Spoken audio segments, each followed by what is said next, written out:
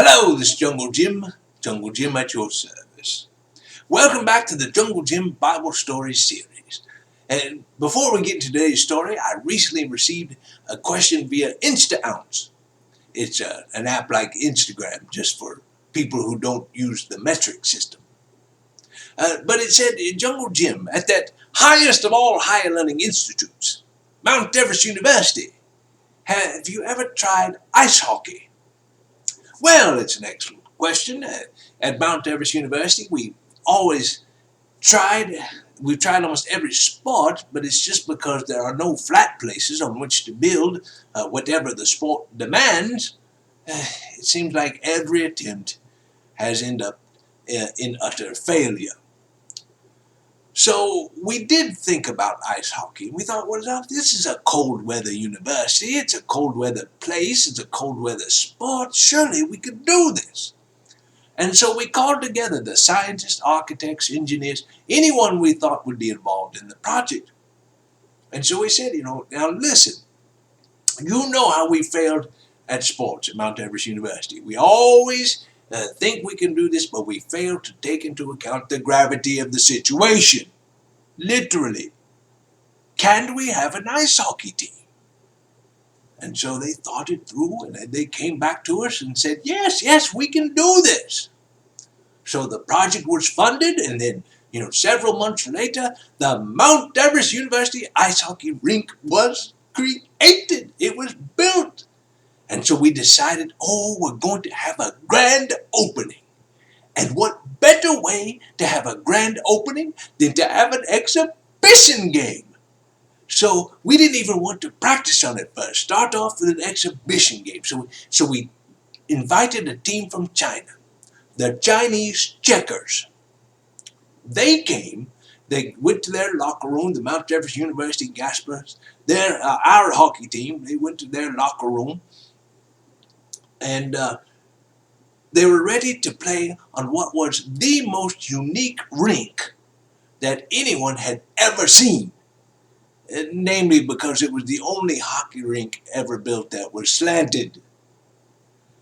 And you could tell by looking at the rink that they had really put a lot of thought into how gravity would affect the puck depending on which direction you were going. And for example, on the upper end, the goal was rather normal. But it was perfectly normal, as a matter of fact. On the lower end, however, the netting had been replaced by a solid steel chain. And that wasn't the only thing that was solid steel. The wall around the bottom of the hockey rink was solid steel. Padded, of course. You can't have hockey players checking one another into solid steel walls. That, of course, would be dangerous. So we padded it. But on the upper end, the wall was made of, what was it? Yes, cardboard. The glass at the lower end, through which one would watch the hockey game, was cannonball proof. Jungle Jim, don't you mean bulletproof? No, I mean cannonball proof. Our scientists actually took a cannon out there to test it and prove it. Now this was before they put ice on it, they just had the walls constructed, but they took a cannon out there, fired it, and that cannonball bounced around like it was in a pinball machine. The only thing I can say is thank God our scientists are like a good politician at a press conference, great at ducking. Otherwise, someone would have gotten seriously hurt. But on the upper end, they didn't even bother to put glass. So the horn sounded for the teams to come out and warm up. And then, fortunately, after no one was hurt from the subsequent avalanche that occurred outside thanks to the horn, the teams came out to do exactly that. Now understand that when they came out, they were coming out at doors that were in the middle of the rink. You have the upper end, the lower end, they came out in the middle. And as soon as they came out, all gravity broke loose. The hockey players slid to the bottom of the rink. Hockey players bumbling and fumbling over one another, trying not to cut each other with their skates, trying desperately to get back up at least to the doors that they'd come in, to utter failure. They finally gave up and had to climb over the cannonball-proof glass, which, considering the angle it was at, wasn't actually that hard to do. So we called together all those who'd been involved in the project, and we said, look, now you said we could do this. What are we going to do here? We're trying to have an exhibition game. So they said, okay, calm down, give us a few hours, we'll come up with something. Well, it was about noon, so we said, okay, we'll have the grand opening this evening instead. So that's what we did. We came back, and this time, it wasn't a horn, it was more like a toot, just a flute player from the Mount Everest University band just gave a little soft warning to come out and warm up, and that's what the teams did. And this time, much to our surprise, instead of having the normal hockey sticks, they were carrying modified pickaxes, which was brilliant as far as I was concerned. It enabled them to go up, down, stay exactly where they were. Wherever they wanted to be on the rink, they could be there. The referees came out. They had been given these modified hockey sticks, which we quickly dubbed hockey picks. And so they had been given hockey picks, and that enabled them to go where they wanted to go as well. And so the game was on. Now, to start the game, the Mount Everest University goal was at the bottom of the rink. The Chinese checker goal at the upper end. So the referee called together Chinese checker, Mount Everest University Gasper, and he does what I don't know what he does, but he has the puck in his hand, and I guess he says something to the effect of, hey, I'm about to throw this down on the ground, and when I do it, I want you to hit it without hitting me in the process. So I guess that's what he says. So he got the puck, did exactly that, threw it on the ground, and by the time the players had lifted their hockey picks off the ice and were ready to swing at the puck, it was no longer there. Gravity had taken hold of the puck, and it was sliding as fast as it could straight toward the Chinese checker goalie and the Mount Everest University goal.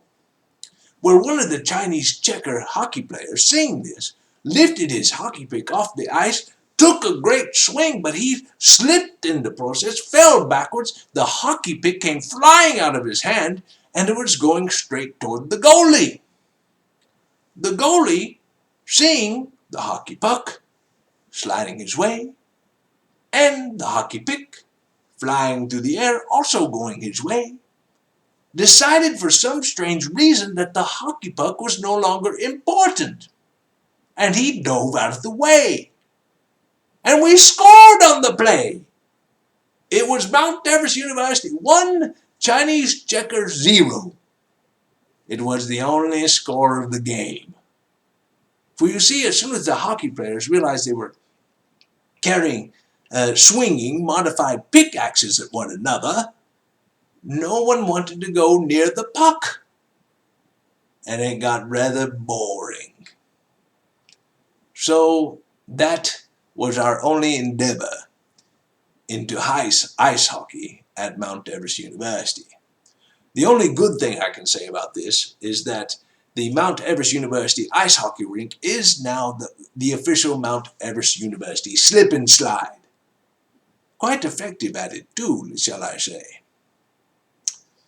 But alas, I didn't come here to talk about all that. I came here to continue stories from the Bible. And I'm so excited we're going to continue from where we left off last time when we were talking about Abram and Sarai. Sarai, I still can't pronounce your name. If you remember that God had appeared to Abram when he was 75 years old, told him to go move to land I'll show him, which happened to be the land of Canaan, the land comprising the eastern border of the Mediterranean Sea. And at that time, Abram and Sarai, they had no children. Abram was 75, his wife 65, had no children. 10 years later, Sarai was fed up with not having children. She couldn't stand it anymore. And so she did what we often do when we think God's timing is just a little bit off. We decide to take matters into our own hands. Kind of like, God, let me show you how it's done here. Always brilliant when we do that, don't we? And we think we know how to time things better than the Lord. So she gave her Egyptian maidservant to Abraham, his wife, so that she could have a child through her. An indirect way, shall we say, of having a child. And that's what happened. Hagar became pregnant. Now, things didn't go very smoothly. Hagar tried to run away, but God sent an angel and said, go back, it's going to be okay. And so Hagar went back and gave birth to Ishmael. And that is where we pick up our story for today. So Ishmael's born, and now fast forward another 13 years. Abram is now 99 years old. Sarai, 89 years old. But God appears to them. And this is chapter 17 of the Bible, Genesis chapter 17, verse 1. When Abram was 99 years old, the Lord appeared to him and said, I am God Almighty. Walk before me and be blameless.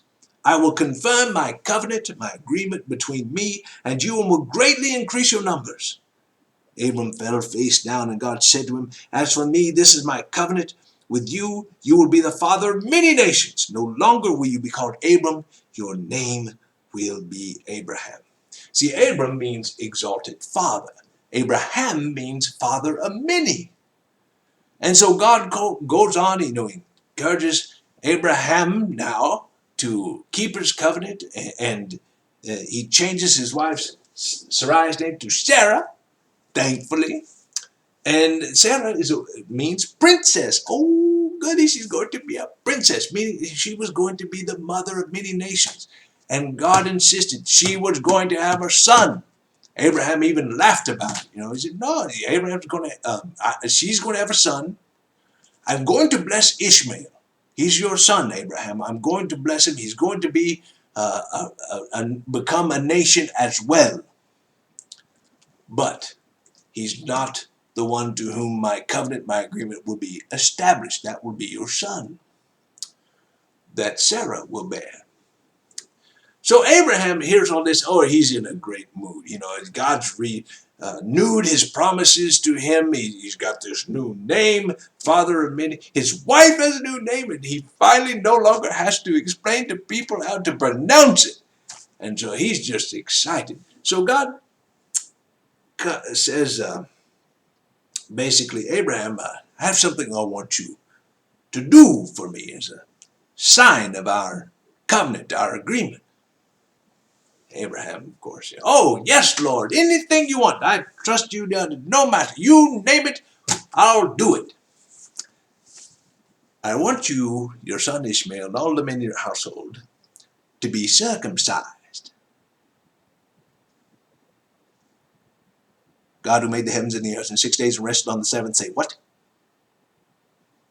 Yes, I want you to be circumcised. Now, for any of you youngsters out there who doesn't know what that means, basically it means that God wanted them to cut off a small part of their body. Yes, it was about like that, but worse. Just trust old Jungle Jim here. So, yes, I want you to be circumcised. Now, God cut that out. I mean, stop kidding here. I'm 99. You're going to give me a heart attack here. No, I want you to be circumcised.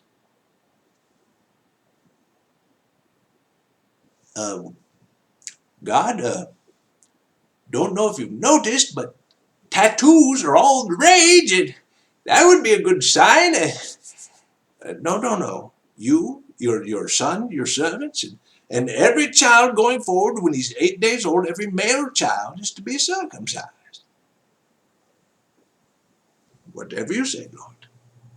And so that's what Abraham did. He was circumcised that day. Ishmael, all the male servants in his house, and that was the sign going forward of the agreement between Abraham's descendants and the Lord.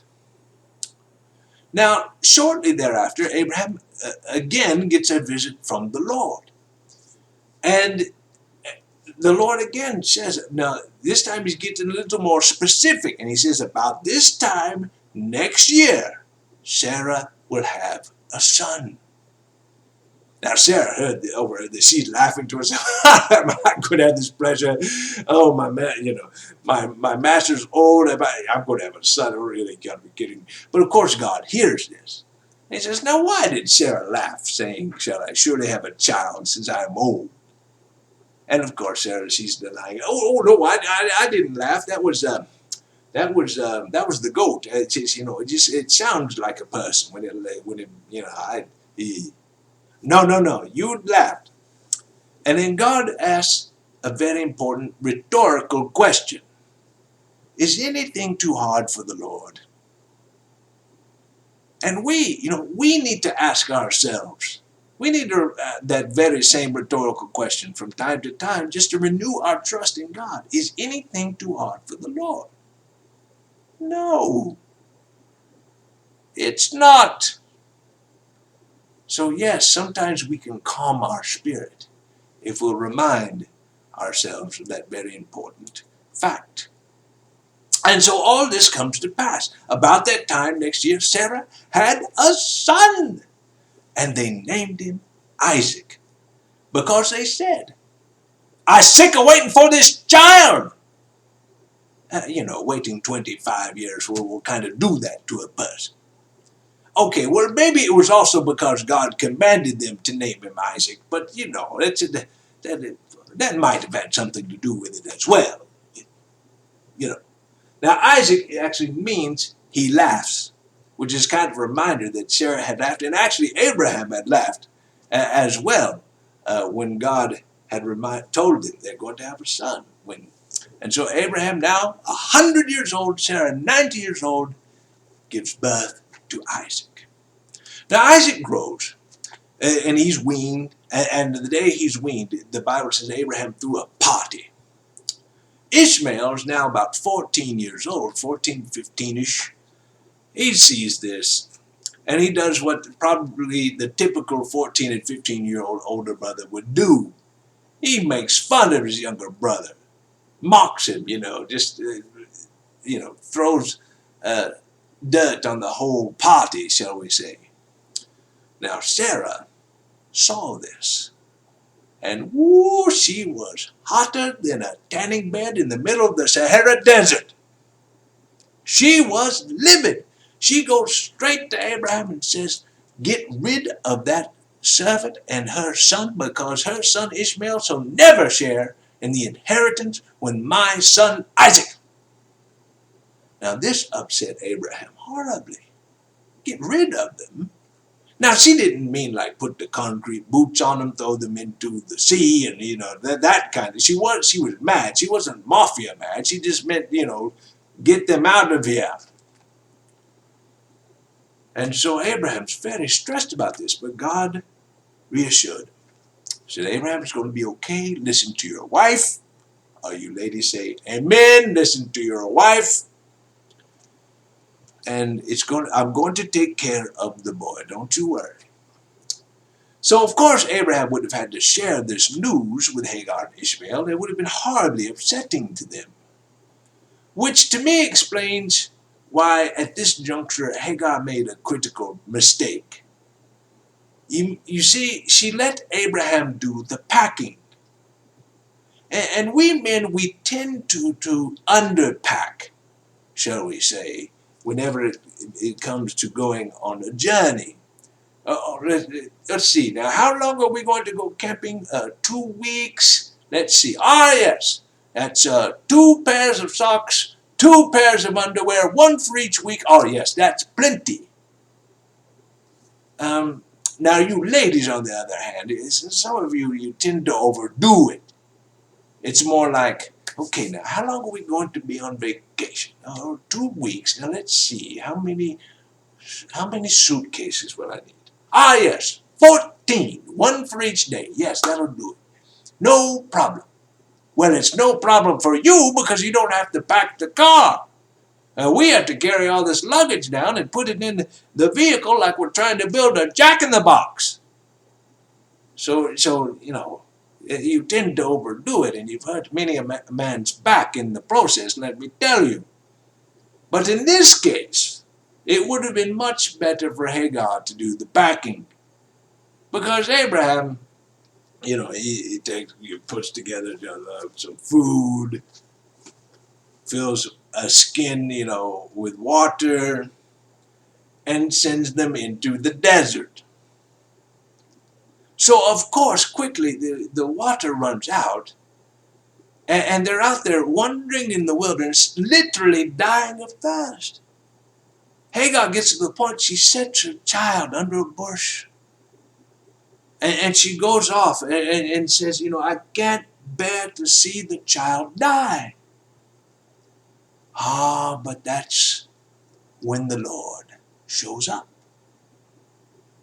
You see, in our darkest moments, God is there if we will look for him. Now you may ask, why would God wait that long when everybody's about dead before he shows up? Well, can't tell you. I'm just Jungle Jim, exactly what God was thinking about his timing there.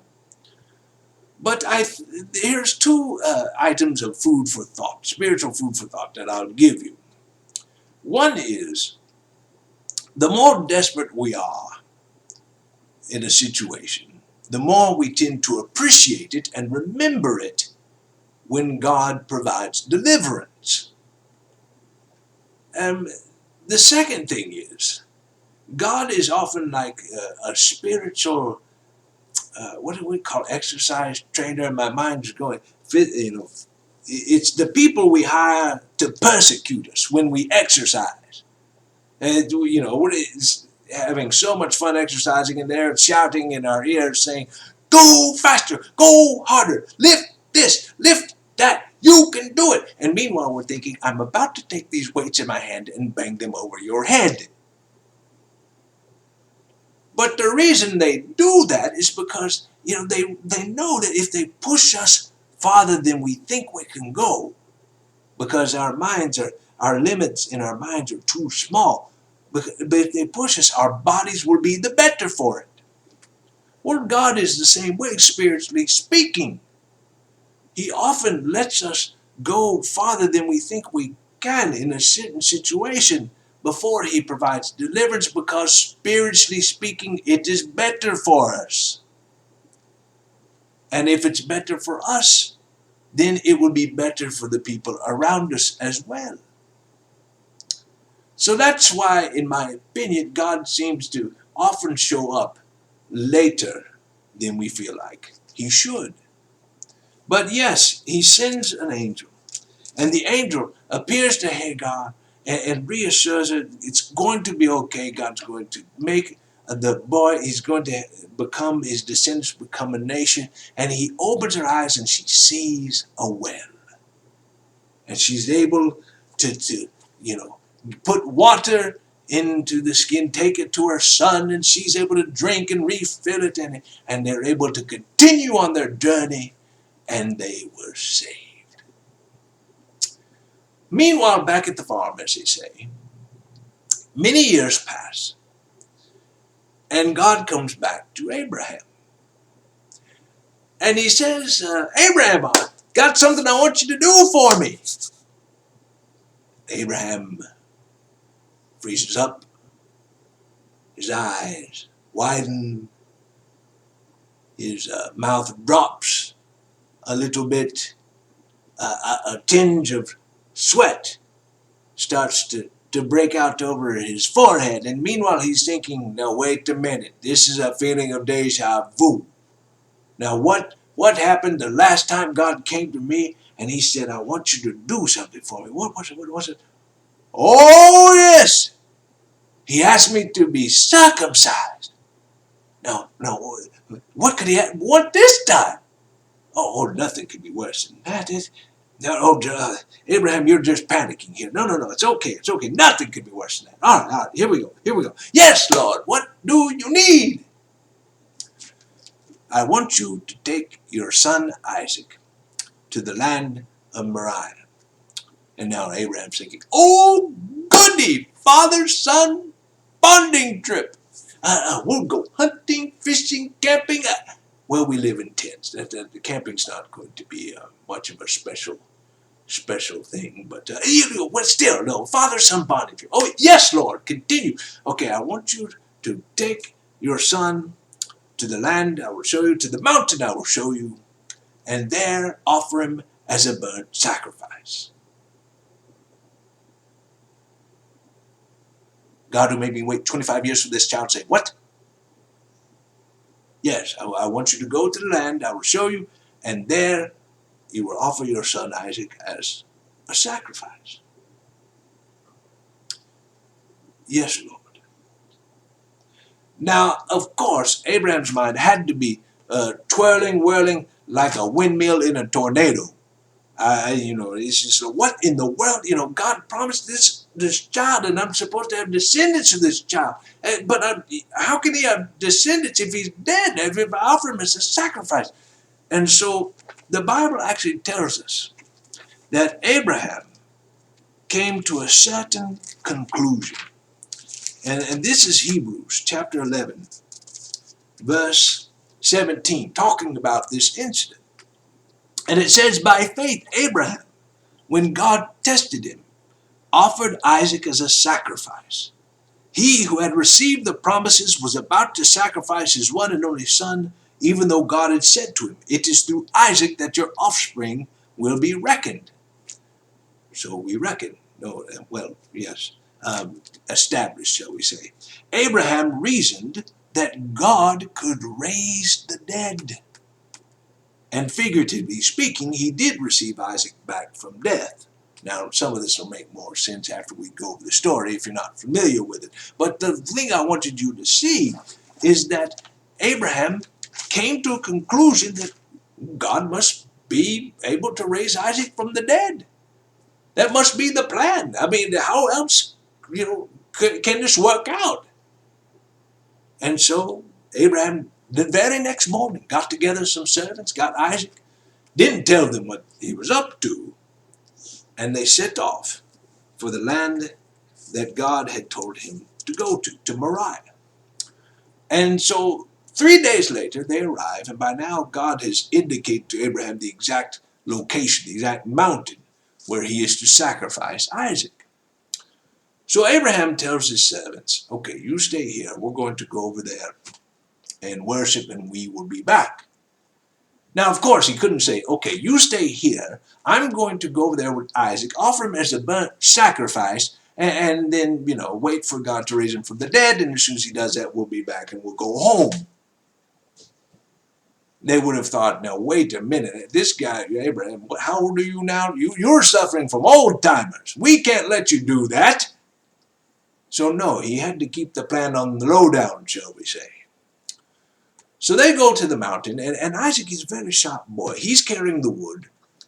Abraham's carrying the fire and the knife. And he says,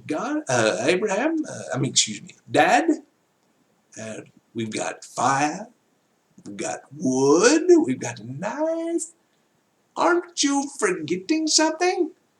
Like the lamb? Where's the lamb that we're supposed to sacrifice? Abraham said, oh, don't worry. God will provide the lamb. Now, we don't know if Abraham was thinking, okay, God's going to provide something besides Isaac to sacrifice. We don't know. He was probably just trying to spare Isaac the news. And we really don't know what happened from there. The next thing we know is that Isaac's bound, he's ready to be sacrificed, and Abraham has the knife in hand ready to do it. Now maybe he knocked Isaac over the head with a rock to knock him out, and maybe he sat down with Isaac and said, look, you're going to have to trust me. You're going to have to trust God. He's asked me to sacrifice you, and I believe he's going to raise you from the dead. You'll probably have a pretty good tan afterwards, but hey, you'll be alive. So just trust me in this process. Now, I don't know what he did. He just was willing to do it. And so again, at the very last moment, God appears. This is verse 10 of Genesis 22. Then he, Abraham, reached out his hand and took the knife to slay his son. But the angel of the Lord called out to him from heaven, Abraham, Abraham. Here I am, he replied. Do not lay a hand on the boy, he said. Do not do anything to him. Now I know that you fear God, because you have not withheld from me your son, your only son. Yes, he had Ishmael, but this was the special son that he had through the wife of his heart, Sarah. And so he continues. Abraham looked up, and there in the thicket he saw a ram caught by its horns. He went over and took the ram and sacrificed it as a burnt offering instead of his son, much to the chagrin of the ram. So Abraham called that place, the Lord will provide. And to this day it is said, on the mountain of the Lord it will be provided. The angel of the Lord called to Abraham from heaven a second time and said, I swear by myself, declares the Lord, that because you have done this and have not withheld your son, your only son, I will surely bless you and make your descendants as numerous as the stars in the sky and as the sand on the seashore. And he continues from there. I close with this thought, very important thought. Abraham showed the same love to God that God showed to us. Abraham was willing to offer his special, unique son Isaac to the Lord. God was willing to sacrifice his own special son, unique son, Jesus, for us. We do evil. The price of evil is death. All these animal sacrifices you read about in the Old Testament remind us that the evil we do, the good we fail to do, has a terrible price to it. Death. And so Jesus, who never sinned, took that punishment for us so that God could offer forgiveness to us. May God bless you. May God bless this recording. This has been Jungle Jim at your service.